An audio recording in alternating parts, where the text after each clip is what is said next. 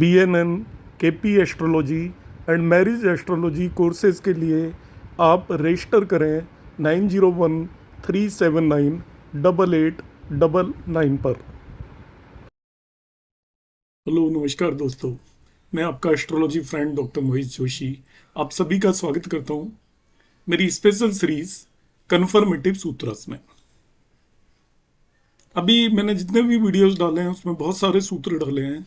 आपको मैं इंश्योर कर देता हूँ ये सभी सूत्र 100% कुंडलियों पर लगते हैं, मगर हमें लगाना आना चाहिए, क्योंकि अब डायरेक्टली वो भाव देख रहे होंगे। मैं समझाने की कोशिश करता हूँ कि जैसे किसी केस में मैंने कहा 11th हाउस खराब हो गया, तो अब अपना ही 11th हाउस देखेंगे तो हो सकता है कि रिजल्ट पूरी तरह एप्लीकेबल ना हो। वो 11th हाउस आपके फादर से भी तो थर्ड या फोर्थ हाउस हो गया, थर्ड हाउस हो गया, आपकी मदर का भी तो 8th हाउस हो गया, इसी तरीके से आपके एल्डर ब्रदर का भी तो हाउस हो गया। तो इन सभी जो भी मैंने ये बताए हैं उनमें आपको भावत भावम सिद्धांत को लगाकर चलना है, और ये सभी कुंडलियों पर लगेंगे, 100% केसेस में लगेंगे। ऐसा होगा ही नहीं कि बिल्कुल नहीं लगेंगे। ये सब सूत्र पूरी तरीके से वेरीफाइड है, बहुत लोगों ने इन पर काम किया है, और पूरी तरीके से काम करने के बाद मैं आपके पास बता रहा हूँ। आज मैं सैटर्न से रिलेटेड सूत्रों की बात करूंगा। उससे पहले मैं एक सूत्र की बात करता हूं, दैट इज ए सैटर्न सूत्र। शनि का सूत्र है और ये स्पेसिफिक सूत्र है, पहले थोड़ा सा इसे समझ लें। यदि कोई भी प्लैनेट नीच का हो, ये मैंने यहाँ पे लिखा हुआ है पर मैं इसको बता रहा हूँ, कोई भी प्लैनेट नीच का हो, नीच का, और वो उसे यदि शनि उसके साथ जाकर बैठ जाए या शनि उसको एस्पेक्ट करने लग जाए, तो वो उच्च के प्लैनेट की तरह बिहेव करेगा।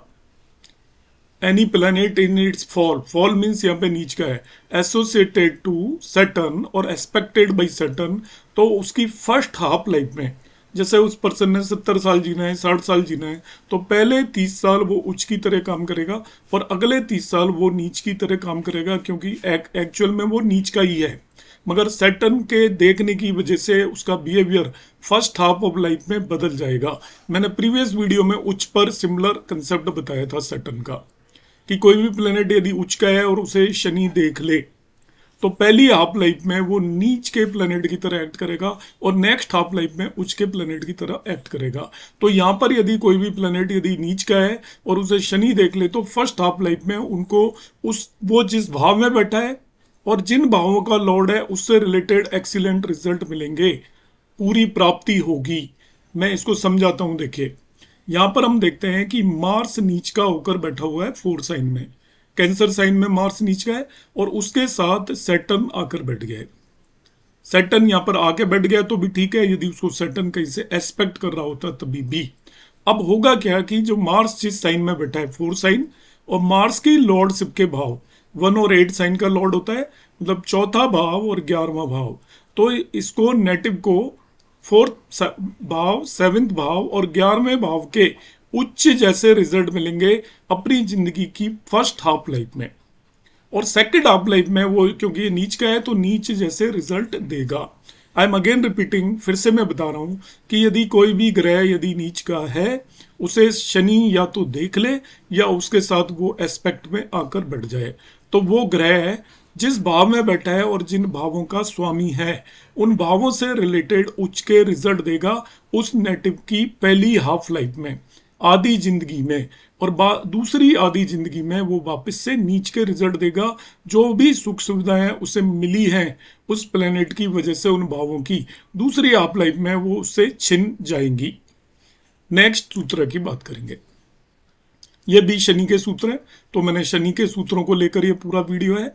तो इसमें क्या है, Saturn is in Aries sign of its fall, मतलब यदि शनि उसकी नीच की मेष राशि में हो और इसका स्वामी जो शनि की नीच राशि का स्वामी है मतलब मंगल, यदि वो अपनी राशियों में चला जाए 1 और 8 में, या वो अपनी उच्च की राशि में चला जाए, तो शनि भी उच्च के प्लेनेट की तरह एक्ट करेगा।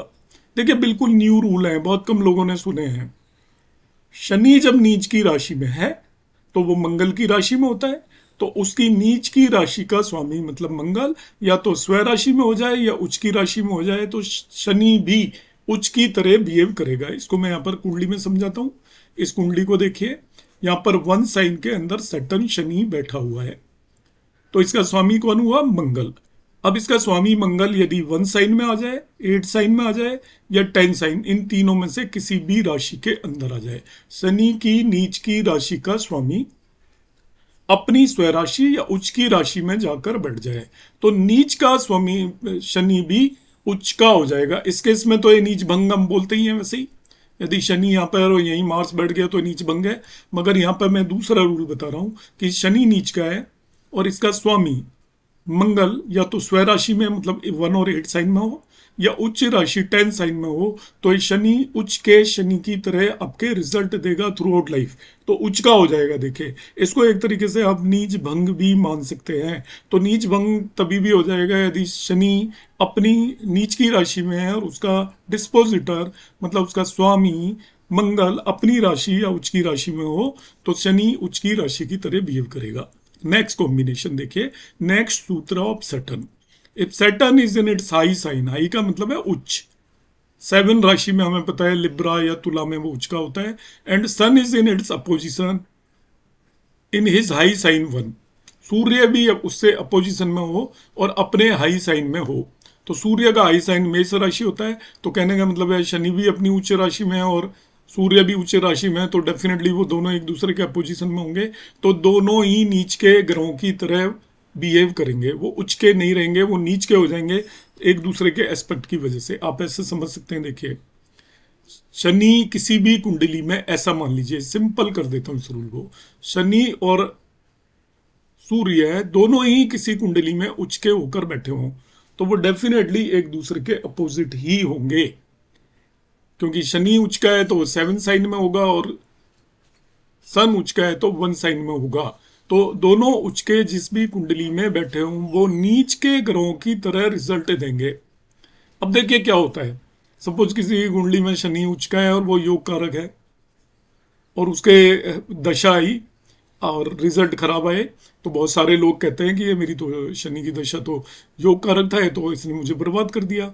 बर्बाद कर दिया का रीज़न ये है कि हम यदि ये कॉम्बिनेशंस को ध्यान नहीं रखेंगे जिन्हें मैं बता रहा हूँ, या इस तरीके के कॉम्बिनेशंस हमारे माइंड में नहीं है, तो फिर हम इंटरप्रेट कर नहीं पाएंगे। तो एस्ट्रोलॉजी जब तक बहुत ईजी नहीं है जब तक कि हम ज़्यादातर कन्फर्मेटिव सूत्रस को अपने दिमाग में रखें। इसलिए मैं कहता हूँ कि इन्हें आप लिखें और यूज़ करने की कोशिश करें, ये सारे सूत्र सटीक बैठते हैं। और एक शनि का मैं सूत्र बताऊंगा और ये एस्पेक्ट का सूत्र है और ये भी सूत्र बिल्कुल न्यू है। Aspect of Saturn on any house, Shani किसी भी भाव को देख ले, वेदर ऑफ एक्सल्टेशन और fall, makes the body part related with that house weak. बहुत सिंपल है। यदि शनि जिस भी भाव को देखता है, इसीलिए हम शनि को अशुभ ग्रह बोलते हैं, उसमें उसके एस्पेक्ट को खराब मानते हैं। आपकी कुंडली के जिस भी भाव को शनि देखेगा उस भाव से रिलेटेड जो भी बॉडी ऑर्गन्स हैं वो कमजोर हो जाएंगे, आपके ही नहीं होंगे। भावत भावम सिद्धांत भी देखना है, मैं यहाँ पे एक्सप्लेन करूंगा। देखिए, एक कुंडली यहाँ पे बनाई हुई है और शनि इसमें उच्च का बैठा हुआ है 7 साइन के अंदर, तो यहाँ से थर्ड दृष्टि से थर्ड भाव को देखेगा, 7 दृष्टि से 7वें भाव को देखेगा और 10 दृष्टि से वो 10th भाव को देखेगा। तो 3 भावों को वो देख रहा है। तो अब होगा क्या, देखिए यहाँ पे मैंने मेंशन किया है in this chart given native is of Libra ascendant, Saturn is situated in Lagna and aspecting the 3rd, 7th and 10th house. तो body part related to 3rd house, 7th house and 10th house उसके damage हो जाएंगे, affect होंगे। Damage का मतलब मैं थोड़ा strong word हो गया, अफेक्ट होंगे ऐसा मानकर चलेंगे। उसको प्रॉब्लम होगी। 3rd हाउस का मतलब उसको अपनी आर्म्स या हैंड्स में प्रॉब्लम होगी, गले में प्रॉब्लम होगी, थ्रोट के अंदर, आर्म्स में, हाथों में प्रॉब्लम होगी 3rd एस्पेक्ट की वजह से। हेल्थ ऑफ 1 और more of the younger brothers, एक से ज्यादा यंगर ब्रदर और सिस्टर्स की हेल्थ में भी प्रॉब्लम होगी, क्योंकि 3rd हाउस आपका रिलेशन में यंगर ब्रदर एंड सिस्टर को रिप्रेजेंट करता है। फर्दर देखिए और एक एप्लीकेशन देखिए, ये 3rd हाउस जो है, 3rd हाउस को आप ध्यान से देखेंगे तो ये हम यहाँ पर देखते हैं, तो इट बिकम्स 3rd हाउस वैसे कौन सा होता है, भावत भावम थ्योरी लगाऊंगा मैं। तो आपके लाइफ पार्टनर का 9th हाउस है, ये लाइफ पार्टनर है, वहां से 9th हाउस हो गया। तो लाइफ 9th हाउस एक्चुअली आपकी स्पाइन प्रॉब्लम या बैक प्रॉब्लम को रिप्रेजेंट करता है।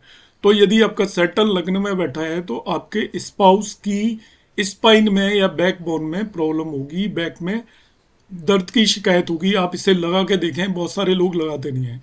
आपकी यदि कोई हस्बैंड या वाइफ जो भी हैं जिनकी लग्न में सैटर्न बैठा है, तो आप देखेंगे कि आपकी वाइफ या हस्बैंड जो भी स्पाउस है उसको बैक एक की प्रॉब्लम हो सकती है। The native will get some injury और वीकनेस और disease in the sexual part और इन प्रोस्टेट और डायबिटीज और किडनी। ये रीजन क्या है, देखिए सभी डिजीज का, उसके सेक्सुअल पार्ट्स में कोई चोट लग सकती है, इसी तरीके से उसको डायबिटीज हो सकती है, किडनी में उसको प्रॉब्लम हो सकती है, डिजीज हो सकती है, उसको इंजरीज हो सकती हैं उसके सीक्रेट ऑर्गन्स के अंदर। उसका रीजन क्या है, क्योंकि ये सेवेंथ हाउस को रिप्रेजेंट कर रहा है, सेवेंथ हाउस को एस्पेक्ट कर रहा है। सेवेंथ हाउस होता है आपका डायबिटीज के लिए भी हम देखते हैं, किडनी के लिए भी देखते हैं, सेक्सुअल ऑर्गन्स के लिए भी देखते हैं। तो इस सभी तरीके की प्रॉब्लम होंगी, because seventh house is afflicted by Saturn. तो हम इस तरीके से इसको इंटरप्रेट करेंगे। नो, ये जो सेवेंथ हाउस है, यहाँ पे मैं फादर को टेंथ हाउस से लेकर चल रहा हूँ, मैं पहले ही बता चुका हूँ। इन सभी सूत्रों में फादर को टेंथ हाउस से लूंगा। तो टेंथ हाउस से ये भाव फिर टेंथ हो गया, तो फादर का टेंथ हो गया एक तरीके से। तो टेंथ हाउस फादर का टेंथ होने का मतलब है वो फादर के घुटनों वगैरह में, नीज में भी प्रॉब्लम हो सकती है, ये भी देख सकते हो। यदि सैटर्न लग्न में बैठा है आपकी में, तो आप चेक करिए आपके फादर के नीज में प्रॉब्लम होगी। तो native of father will suffer knee pain, और खुद नेटिव के भी नीज में प्रॉब्लम हो सकती है, नेटिव के खुद में, क्योंकि इसके टेंथ हाउस को भी इन्फ्लुएंस कर रहा है। तो नेटिव के नीज में भी प्रॉब्लम हो सकती है। अब कोई 30 ईयर का पर्सन इस पे कमेंट करेगा कि मेरे नीज में प्रॉब्लम नहीं है, एक्चुअली ये सब problem over the period of time होती हैं, विद बर्थ होंगी ऐसा कोई जरूरी नहीं है, पर ये प्रॉब्लम सब एराइज होती हैं। तो ये सूत्र बहुत ही सटीक है, आप भावत भावों के हिसाब से भी इसे देखेंगे। आपका स्पाउस भी को भी बीमार हो सकता है, ये भी आप ध्यान रख के चल सकते हैं। और पर्टिकुलरली ऑर्गन्स को इन्फ्लुएंस करेगा, कौन कौन से ऑर्गन्स को इन्फ्लुएंस करेगा, जो थर्ड हाउस से रिप्रेजेंटेड है, सेवेंथ और टेंथ हाउस से रिप्रेजेंटेड है। और आपके जो रिलेटिव्स के भावत भावों के हिसाब से भी देखेंगे तो उनको भी प्रॉब्लम हो सकती है, ये भी आप चेक कर सकते हो। देखिए सेवेंथ हाउस आपके फोर्थ हाउस से फोर्थ है, आप देखिए, तो आपको मदर को बीपी वगैरह की प्रॉब्लम हो सकती है, इस तरीके की प्रॉब्लम आप इंटरप्रेट कर सकते हैं। तो इसको जितना ज्यादा आप लगाने की कोशिश करेंगे, 100% सटीक फॉर्मूला है, लगने ही वाला है। नेक्स्ट सैटर्न सूत्र की मैं बात करूंगा। If Saturn is situated in Aries, Leo और सेजिटेरियस साइन, जनरली इन तीनों को एज पर एस के मेहता ये तीनों ही डेबिलिटेड या नीच के साइन माने जाते हैं। पर चलो कोई बात नहीं, मैं एरीज को भी नीच का मानूं। मगर यहाँ पे सूत्र है, यदि सैटर्न आपका एरीज, लियो या सेजिटेरियस मतलब मेष राशि, सिंह राशि और धनु राशि के अंदर है, और जिस भी राशि के अंदर शनि बैठा हुआ है, उसका जो स्वामी है वो यदि अपनी राशि में हो या उच्च की राशि में हो, तो शनि बहुत ज्यादा स्ट्रांग हो जाएगा और वो एक्सोल्टेड प्लेनेट की तरह बिहेव करेगा। ये बिल्कुल सूत्र वैसे ही है जैसे मैंने आपको मंगल के केस में बताया था। अभी मैंने बताया था एक सूत्र जो मैं फिर रिपीट कर देता हूं, ये मैंने मंगल के केस में सूत्र बताया था कि यदि शनि नीच का है और उसका जो लॉर्ड है वो अपनी राशि या उच्च की राशि में जाकर बैठ जाए मार्स, तो शनि उच्च के की तरह बिहेव करता है। मगर अब रूल में ये शनि केवल एरी साइन में नहीं, यदि वो 1, 5, 9 में किसी भी साइन के अंदर शनि बैठा हुआ है, जैसे मैंने 5 साइन में बिठा रखा है, 1 में एक्सप्लेन कर चुका हूँ, 9 साइन में बिठा रखा है, यदि लियो में बैठा हुआ है और इसका लियो का लॉर्ड, सिंह राशि का लॉर्ड सूर्य, यदि उच्च का या अपनी राशि में हो, मतलब जैसे हमें यहाँ पे मैंने उच्च का बिठा दिया, या सूर्य इसके साथ भी बैठा होता तो भी शनि उच्च के शनि की तरह बिहेव करेगा। तीसरा है, यदि शनि यहाँ पर 9 सेजिटेरियस या धनु राशि में बैठा हुआ है, सेजिटेरियस या धनु राशि में बैठा हुआ है। अब इसका सेजिटेरियस का जो लॉर्ड है जुपिटर, वो या तो उच्च का हो जाए 4 साइन में, या वो इसी राशि में बैठ जाए या 12 साइन में जाकर बैठ जाए। जुपिटर या तो उच्च की राशि में या अपनी ही स्व राशि में जाकर बैठ जाए, तभी भी शनि उच्च की तरह बिहेव करेगा। अब इसे ध्यान से समझ लें। और ये रूल है 1, 5, 9, ये 3 राशियां हैं, उनमें यदि शनि बैठा हो, नंबर 1। अब जिस भी राशि में इनमें से बैठा है, उसका स्वामी स्व राशि या उच्च की राशि में हो, तो शनि उच्च के शनि की तरह बिहेव करेगा और बहुत ही अच्छे रिजल्ट देगा। तो इसको समझाया है, यहाँ पर मैंने एक्सप्लेन किया है कि शनि जैसे यहाँ पर 9 साइन में जाकर बैठ गया, तो 9 साइन का लॉर्ड जुपिटर या तो उच्च का हो जाए या स्वराशि में हो जाए, तो शनि भी उच्च के या स्वराशि के ग्रह की तरह बिहेव करेगा। Next is a very important सूत्र, बहुत ही रेयर सूत्र है, बहुत इंपॉर्टेंट, बहुत सटीक सूत्र है। आप इसे लगाने की कोशिश करें, बिल्कुल नई चीज है सीखने के लिए, ध्यान दीजिएगा ये।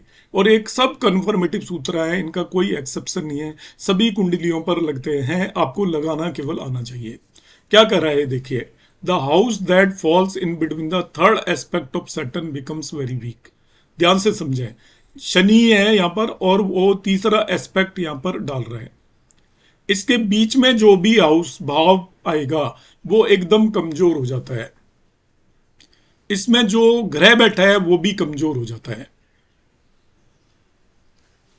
तो यहां पर जैसे देखिए शनि है 2 राशि में और ये थर्ड एस्पेक्ट से 4 साइन को देख रहा है, तो जो भी ये तीसरा भाव इस नेटिव का बहुत ज्यादा कमजोर हो गया, और साथ साथ तीसरे भाव में जो ग्रह बैठे होंगे वो भी कमजोर हो जाएंगे, फल नहीं दे पाएंगे। तो इस केस में क्या करूंगा मैं, शनि सेकंड हाउस में फोर्थ हाउस को एस्पेक्ट कर रहा है, बीच में भाव पड़ा तीसरा, तो तीसरा भाव कमजोर हो गया। कमजोर होने का मतलब ये होगा भाई बहनों से इसकी बनेगी नहीं, या भाई बहनों की, छोटे भाई बहनों की हेल्थ अच्छी नहीं रहेगी, इसका अंदर पराक्रम नहीं होगा, डरेगा हर बात पर, साहसी कदम लेने की इसके अंदर हिम्मत नहीं होगी, जैसे भी ऐसी कोई प्रॉब्लम होगी ये एकदम से डर जाएगा, चीजों से डर कर रहेगा। सपोज इसे डॉक्टर के पास ही जाना है तो जाने की कोशिश नहीं करेगा, बचेगा कि डॉक्टर कोई बीमारी ना बता दे, कोई टेस्ट करवाना है तो वो भी नहीं करवाएगा, इस तरीके की चीजें होंगी। और यहाँ पे जो भी ग्रह बैठ गए यदि इसके थर्ड एस्पेक्ट के बीच में, आप समझ जाइए, मैंने यहाँ पे एग्जांपल लिया, सपोज शनि 12वें भाव में होता तो थर्ड एस्पेक्ट इसकी पड़ती आपकी सेकंड भाव पर, तो इसकी लग्न एकदम कमजोर हो जाती, लग्न में बैठा हुआ हर एक ग्रह कमजोर हो जाता। तो ये क्या सूत्र है, the house that falls in between the third aspect of Saturn become very weak in between third aspect का मतलब शनि और उससे तीसरे भाव के बीच में, मतलब ये भाव होगा एक्चुअली सेकंड फ्रॉम शनि, आप कह सकते हो शनि से दूसरा भाव हमेशा कमजोर हो जाएगा, और शनि से दूसरे भाव में बैठे हुए ग्रह कमजोर हो जाएंगे और अपने फल नहीं दे पाएंगे। तो जब भी आप इन्हें लगाओगे शनि से दूसरे भाव की यदि दशा आई, तो वो चाहे योग कारक है चाहे बेनिफिक है, वो आपको अच्छे रिजल्ट नहीं देगा। तभी आप कहेंगे कि यार ये हमारा तो बहुत अच्छा ग्रह था मगर इसकी दशाएं सही नहीं मिली, वो इसीलिए नहीं मिलती हैं। तो आज हम यहीं तक रखेंगे, कमिंग वीडियोस में आप जरूर देखते रहिएगा और एक नोटबुक बना लीजिएगा, मैं इस तरीके के सूत्र लेकर आता रहूँगा।